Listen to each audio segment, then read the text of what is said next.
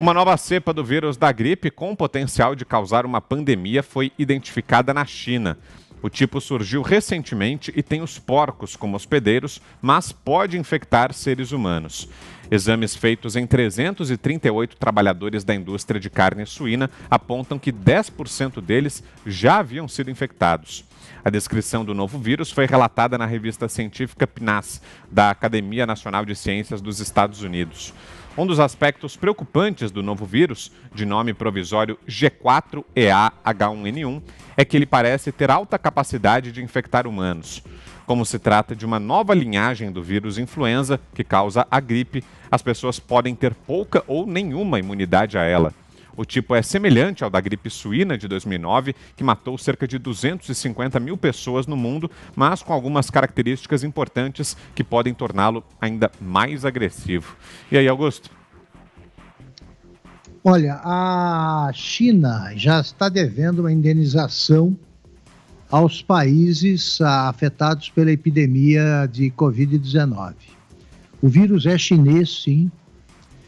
Não tem essa história de cultural, tem que respeitar a cultura e tal. Não, eu, da mesma forma que eu sou contra o canibalismo, eu sou contra a sopa de morcego, essas coisas. Isso aí não é hábito cultural, isso aí é primitivismo e tem que ser eliminado, sabe? O embaixador que fique reclamando que eu não estou preocupado nem um pouco, ele não perca um segundo de sono. Então é o seguinte, já veio a primeira pandemia. A China é o único país que está lucrando no momento com isso, vendendo equipamentos. É uma ironia, né? É uma cruel.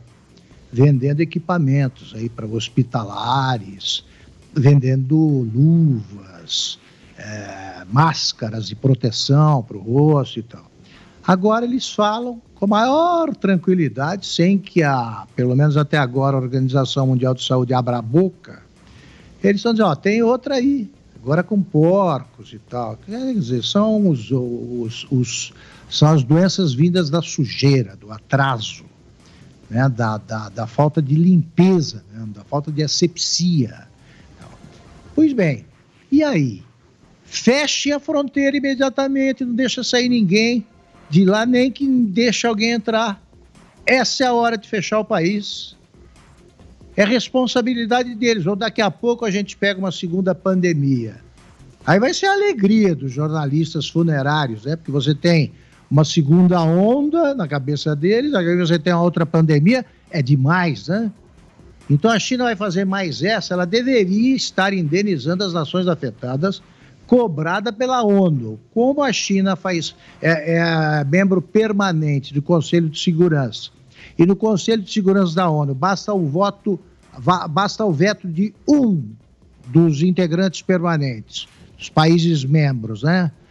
Para que a medida aprovada pelo restante não seja aprovada, eles estão à vontade.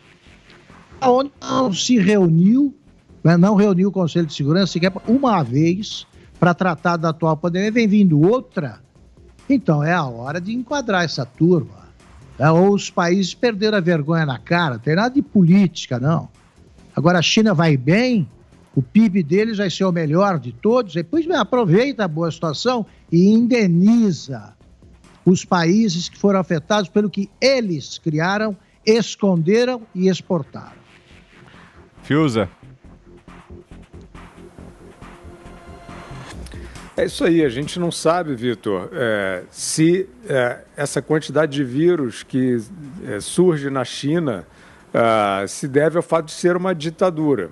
Mas a gente sabe que o fato de ser uma ditadura agrava a situação, porque a gente não consegue saber o que está se passando e na epidemia de coronavírus a gente sabe que, de forma dramática e criminosa, essa epidemia foi escondida pelo governo chinês, inclusive aí perseguindo os pesquisadores que descobriram que tinha transmissão de gente para gente, né, entre seres humanos. Então, como lidar com um ente como a China? Está complicado. A China procura se apresentar ao mundo como moderna, né? Inclusive, ela tem frentes aí bastante ativas de investimento no Ocidente. hoje em dia bastante pulverizado, inclusive. Tem muita gente aí macaqueando aí umas mensagens de que a China é a modernidade. A China não pode ser a modernidade produzindo essa sequência de vírus mortais e sendo um regime obscurantista que esconde o que se passa lá. O que o governo Trump, o que mais incomoda aí uma parte dessa imprensa que estranhamente resolveu ficar amiga de todas as diretrizes que surgem da China, inclusive esse criminoso lockdown, né? Esse é o parênteses, né? A experiência do lockdown é uma experiência mística, sem base científica alguma. Essa ideia de trancar a humanidade inteira em casa para deixar o vírus do lado de fora é primária e não funcionou, né? Então, evidentemente que a gente está hoje diante da constatação.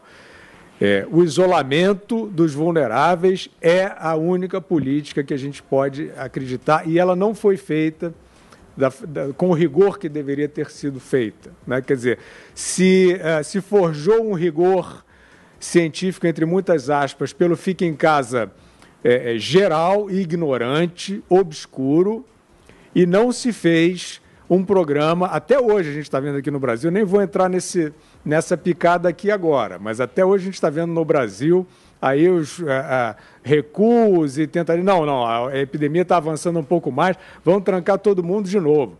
Sem nenhuma base científica. Agora, eu disse isso para dizer o seguinte, essa ideia do lockdown como salvação, essa experiência aterradora que a gente está tendo no mundo e que virou na cabeça de muita gente, alguns inocentes úteis, uma ética bizarra, que não é ética nada, ela foi proposta, formulada pela China junto com a OMS, isso a gente sabe. A OMS pregou isso de uma maneira errática, de uma maneira irresponsável. Primeiro era horizontal, total, depois viram que não dava para ser, que as pessoas tinham que sair porque tinham que ter o que comer, e aí pregavam uma outra coisa. É um vexame isso como diretriz científica. Para concluir, é o seguinte, a democracia norte-americana, por exemplo, hoje, ela resolveu confrontar a China como um agente político, porque esse agente político está coberto pela névoa da censura, né? Tá coberto, a China não precisa demonstrar nada ao mundo. Então, por isso, os Estados Unidos da América começaram a falar grosso com a China, inclusive no aspecto comercial. Agora, o que a gente precisa saber, acima de tudo, Vitor, é o seguinte, lockdown nunca mais. Vem outro vírus aí, ok, vamos ver o que está acontecendo na China. A China vai ter que se explicar muito mais do que se explica hoje. E tem muita gente que está sendo adoçado pela China e não está pedindo explicação. Agora, a gente tem que estabelecer aqui, esse negócio volta todo mundo para dentro de casa, para morrer, adoecer, enlouquecer dentro de casa, porque tem outro vírus vindo lá da China, que a OMS vai dizer que o lugar seguro é em casa, isso a gente não pode cair mais.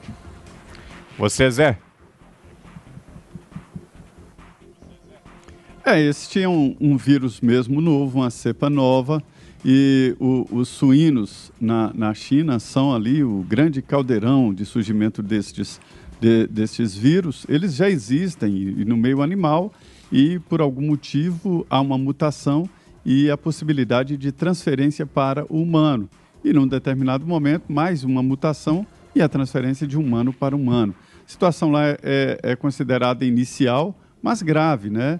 10% dos profissionais que trabalham aí na área de frigoríficos, né, foram contaminados. E já está comprovado de que o vírus novo tem uma alta taxa de infecção e que pega muito os mais jovens, até 35 anos. De 18 a 35 anos é a parte alta, ou seja, é perigoso. Na China, além, evidentemente, desse conceito aí de cultural, de tomar chá de morcego, comer animais vivos e tal, eu gosto de citar o porco pelo seguinte, aqui no Brasil, 80% da produção de carne suína, 80% da produção de carne suína, ela é feita através de empresas, né? São frigoríficos e a origem dos porcos são de criadores profissionais e o criador profissional ele toma todo um cuidado, não é porque é bonzinho, é porque se houver ali qualquer possibilidade de uma infecção, mata os porcos e o cara está quebrado. Então, é de uma asepsia fantástica. Você, para entrar numa dessas empresas, você tem que vestir roupa especial, passar o seu pé num produto lá para tirar qualquer possibilidade de levar doenças para os porcos. Então, aqui no Brasil, 20% é assim, criação profissional. E, aliás, 80% e 20% ainda nós temos a cultura do porco no chiqueiro, com alimentação de restos de alimentos humanos, né, a tal lavagem, e em alguns lugares essa lavagem é recolhida de restaurante em restaurante, existem profissionais que fazem isso, que criam porcos e tal. Então, aqui no Brasil, 80% profissional e 20% assim. Lá na China, me disse um deputado que visitou recentemente, conheceu muito profundamente lá, é exatamente o contrário. É 20% profissional e 80%, ou seja, quase todo chinês lá tem no fundo de casa um ou mais porcos sendo alimentados ali com restos de comida, enfim, até com dejetos humanos.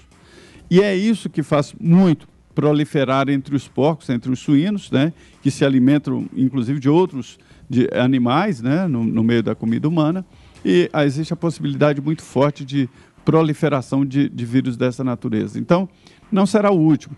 É bom lembrar que ele é muito parecido, segundo as primeiras pesquisas, isso tudo é confirmado, não é fake news, não é mentira, não, já está confirmado e já existem em processo adiantado de pesquisa nesse sentido. Ele é muito parecido com o H1N1. Lembrando que, oficialmente, o H1N1 matou 250 mil no mundo inteiro, isso não é pouco. E os registrados, porque aqui no Brasil, só depois de muito tempo que o vírus H1N1 estava matando, é que descobriu que tinha alguma coisa diferente, alguma coisa especial. Então, é uma realidade. Muita gente aqui diz que a China terá que, num determinado momento, ou proibir ou reduzir drasticamente essa cultura de alimentar-se de animais vivos e, principalmente, a criação de porcos em casa, né? Vai ter que proibir.